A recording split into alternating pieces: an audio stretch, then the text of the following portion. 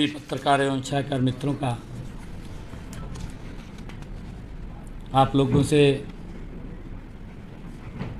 आज एक विषय को लेकर के रूबरू होने का ये मुझे मौका मिल रहा है। आज सुबह ही भगवान श्री राम के दर्शन करने के लिए अयोध्या में हम गए थे। हम सब के लिए ये बड़े गर्व की बात है, लंबे समय के बाद भगवान श्री राम का भव्य और दिव्य रूप देखने को मिला है। श्री राम लला के दर्शन 2.5 करोड़ हरियाणा वासियों के सुखद भविष्य के लिए आने वाले 100 दिनों में हम कड़ी मेहनत का संकल्प लेते हुए हरियाणा के लोगों की आकांक्षाओं और अपेक्षाओं को पूरा करने का हम कार्य करेंगे। और अभी एक फैसला भी माननीय सर्वोच्च न्यायालय का आया है, जो सोशो इनकम को लेकर के हमने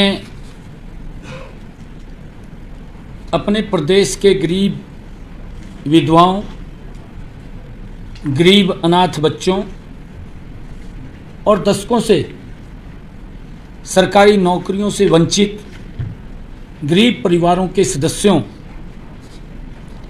विमुक्त जातियों और घुमंतु जातियों के उन गरीब परिवारों को जो न तो शेड्यूल कास्ट में आते हैं और न ही बैकवर्ड क्लास में आते हैं, तथा कच्चे कर्मचारी जो अनुभव के आधार के ऊपर हमने कुछ अंक हमने देने की हमारी वर्ष 2018 से चली आ रही इस नीति को के ऊपर आज सुप्रीम कोर्ट का फैसला आया है। इस फैसले का हम सम्मान करते हैं। अगले 100 दिनों में, मैंने पिछले दिनों ये बात कही थी कि हम हरियाणा में 50,000 भर्तियां करेंगे।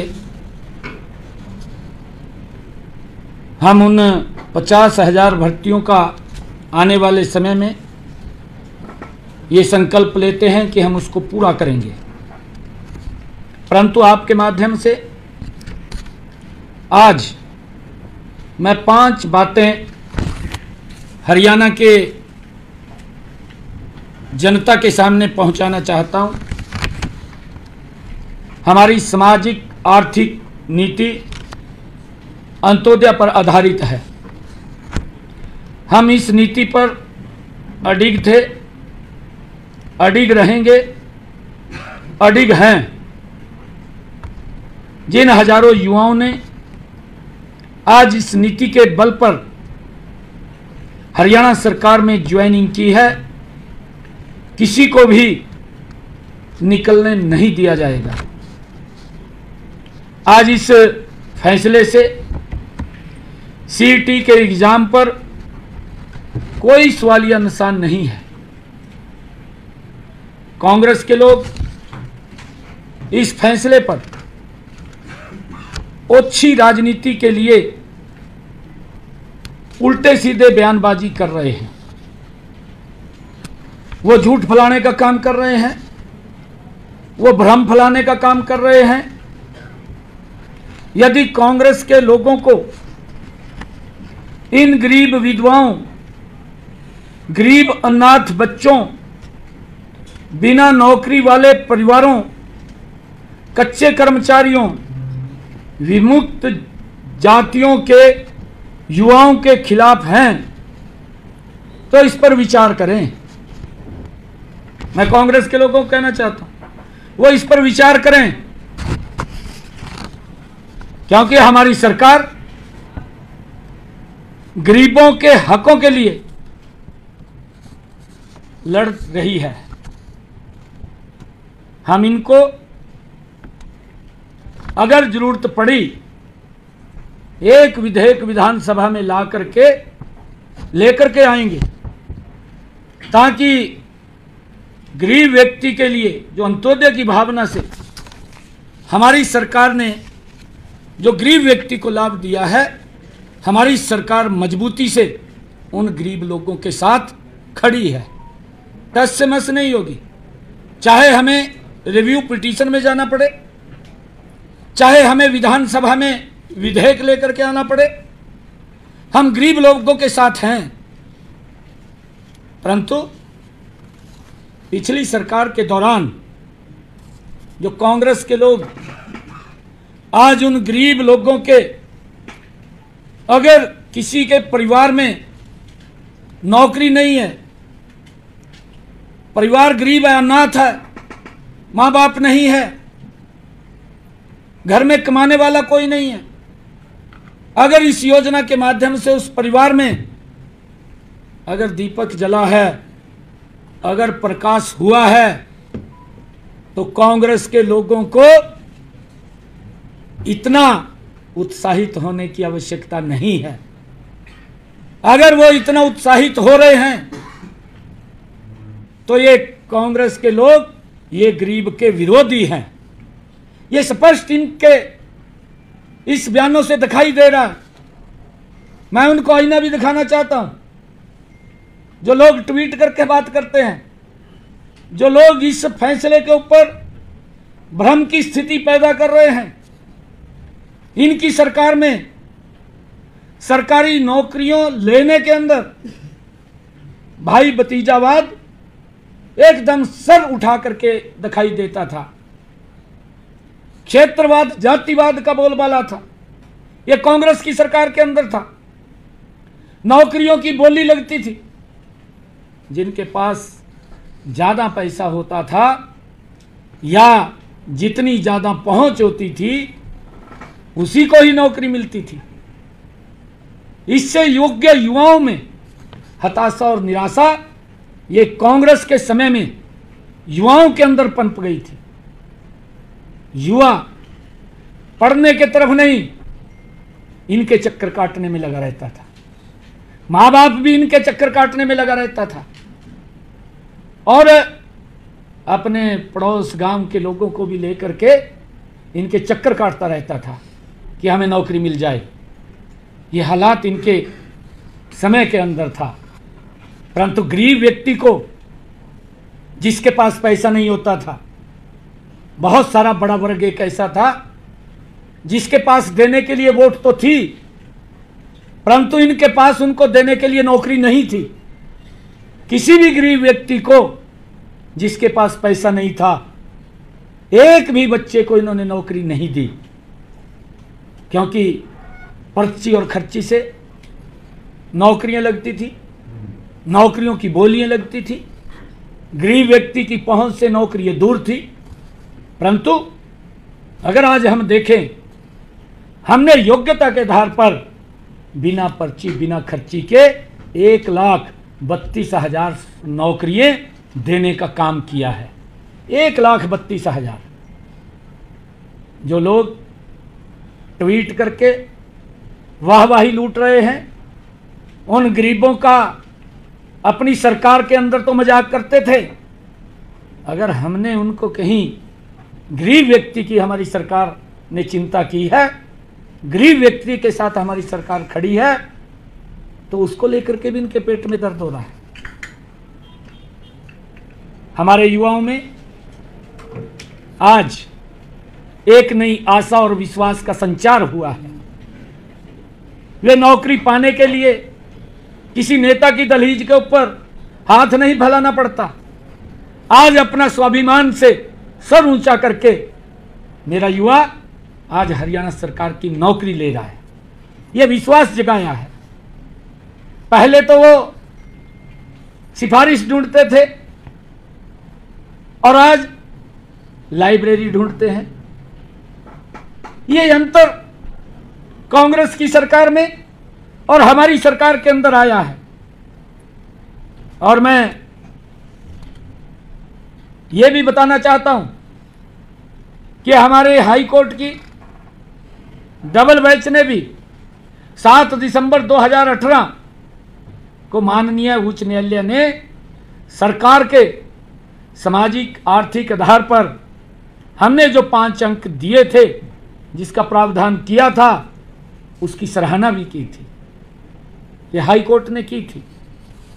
मैं बताना चाहूँगा कि हमने अंत्योदय के संकल्प को पूरा करने के लिए कमजोर वर्ग के 5 अतिरिक्त अंक देने की नीति 2018 के अंदर ये हमने बनाई थी, और इस नीति के कारण हजारों गरीब युवाओं तथा कच्चे कर्मचारियों को पक्की सरकारी नौकरी मिली है।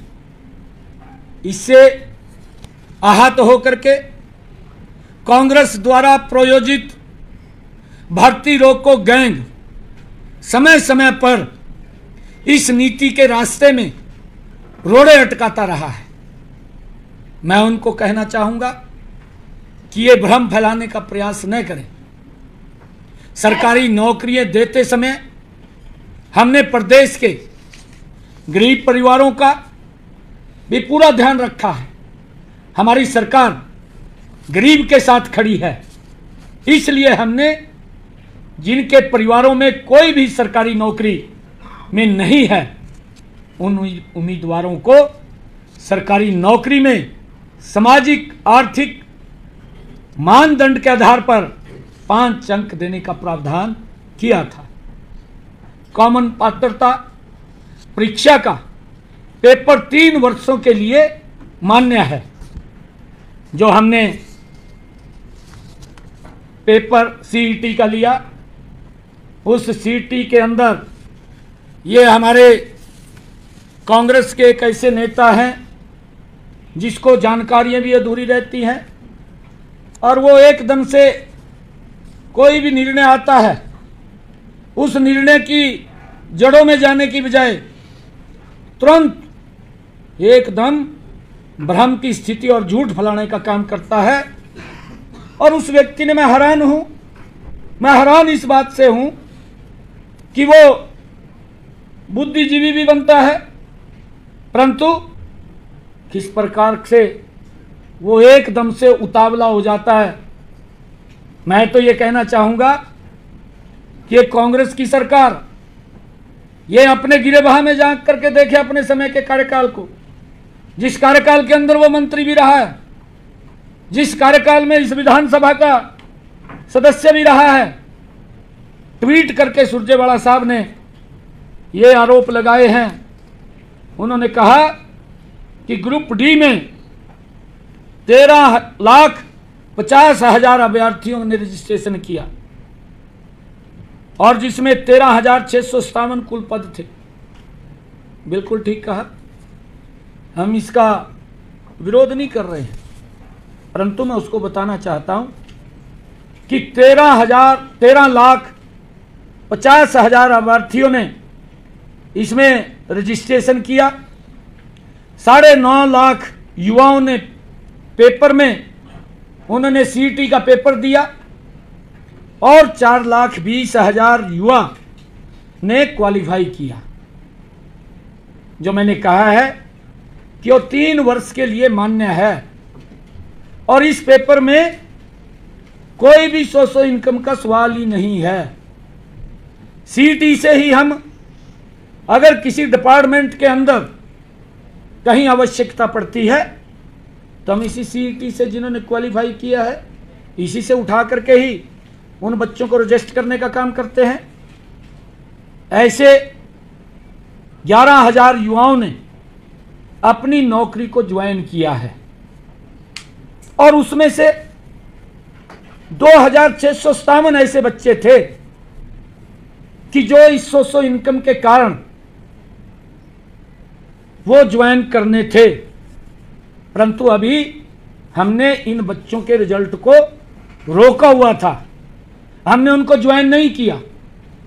और 11,000 जो बच्चे हैं जिन्होंने ज्वाइन किया है, उनको किसी प्रकार की कोई दिक्कत, कोई समस्या नहीं है।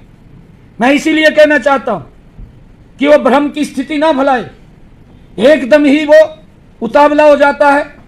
अरे अपने गिरेबान में तो जहां तू पहले तेरी सरकार क्या काम करती थी, तेरी सरकार के अंदर तो जिसमें तू मंत्री था किस प्रकार से नौकरियां बिकती थी उसका कोई सिस्टम भी नहीं था, और कोर्ट इनको आईना दिखाने का काम करता था, उन बच्चों को भी बाहर करता था। परंतु आज मैं ये बात कहने के लिए आया हूं कि इन 11,000 बच्चों को किसी प्रकार की कोई भी दिक्कत समस्या नहीं है, ये मैं कहने के लिए आया हूं। और जहां तक इन्होंने एक और बात की है ग्रुप सी की, ग्रुप सी की भी इसने ट्वीट करके, क्योंकि ये उसकी जानकारी तो इसको उतनी नहीं है, ऐसी इनके मुखिया हैं पार्टी के, उसको भी कोई लिख करके दे देता है और वो पढ़ करके बोल देते हैं सेम पोजीशन इसकी है, ये भी उसको कोई लिख करके देता है, उसको पढ़ देता है, उसकी जानकारी में नहीं जाता। झूठ फैलाना है, क्योंकि डीएनए के अंदर है झूठ फैलाना, और उसको लेकर के लगातार ये झूठ फैलाने के अंदर लगे हुए हैं। इन्होंने जो ग्रुप सी की नौकरियों के बारे में भी बात कही है, इसमें 10,000 से अधिक युवाओं ने 2,000 पदों के लिए पेपर दिया, वो भी सीईटी से था। ये सीईटी का दूसरा भाग है, और ये भाग वो है जिसमें टेक्निकल बच्चे आते हैं। और जब इनको बुलाया गया, क्योंकि उसके अंदर 4 टाइम हम बच्चों को बुलाते थे, सीईटी के अंदर हमारे पास इतने बच्चे ही नहीं थे कि वो 4 टाइम हम बुलाएं। ये इसको जानकारी भी नहीं है इस बात की कि हम जितने बच्चे हमें बुलाने थे उतने बच्चे क्वालिफाई नहीं किए, क्योंकि उसमें कोई जेई है, कोई लैब अटेंडेंट, वो टेक्निकल आधार के ऊपर ये भर्तियाँ हैं ग्रुप सी की। और जितने बच्चे इसके अंदर आए उन सब को हमने इंटरव्यू के अंदर शामिल किया, उनका पेपर लिया, और उस पेपर के आधार के ऊपर ही हमने उनको इसके अंदर रजिस्ट किया है। अगर कोई इसके अंदर दिक्कत आती है, ये बच्चे ज़्यादा नहीं है, इनका पेपर ही होगा, इन्हीं में से ही होगा, और यही वो बच्चे हैं, एक भी बच्चे को निकलने की इसके अंदर कोई गुंजाइश नहीं है। ये भ्रम की स्थिति फैलाने का काम कर रहे हैं, और मैं आज यही कहने के लिए आया हूँ कि ये लोग अपने गिरेबान में जांच करके नहीं देखते। जो हालात इन्होंने हरियाणा प्रदेश के युवाओं की, युवाओं के माँ बाप की, आज अगर गरीब को कोई लाभ सरकार ने योजनाबद्ध तरीके से किया है, यह हमारा कमिटमेंट है। मैं फिर दोबारा दोहरा रहा हूँ कि हम गरीब के साथ खड़े हैं, उसकी लड़ाई मजबूती से लड़ेंगे। हमने चाहे कोर्ट के अंदर रिव्यू पिटीशन में जाना हो, चाहे हम विधानसभा में लेकर के उसको आएँ, हम मजबूती से हरियाणा प्रदेश के गरीब के साथ खड़े हैं। हमारी सरकार वो गरीब के हित ऐसी सरकार है, अंत्योदय की भावना से हम काम कर रहे हैं, और उस अंत्योदय की भावना के अंदर हमारी सरकार मजबूती से गरीब के साथ है।